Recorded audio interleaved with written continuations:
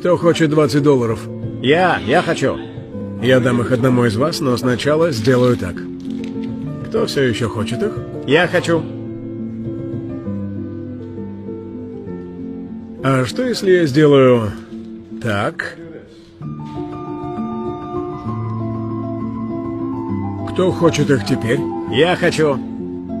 Мои дорогие студенты, я только что показал вам очень важный урок. Не важно, что я делал с этими деньгами. Вы все равно хотите их, потому что они никогда не теряют своей ценности. Они все еще стоят $20. Но есть много случаев в жизни, когда мы чувствуем, что жизнь давит и топит нас в грязь. Мы можем принимать плохие решения или иметь дело с плохими условиями, и иногда жизнь заставляет нас чувствовать себя никчемными, но не важно, что произошло или произойдет.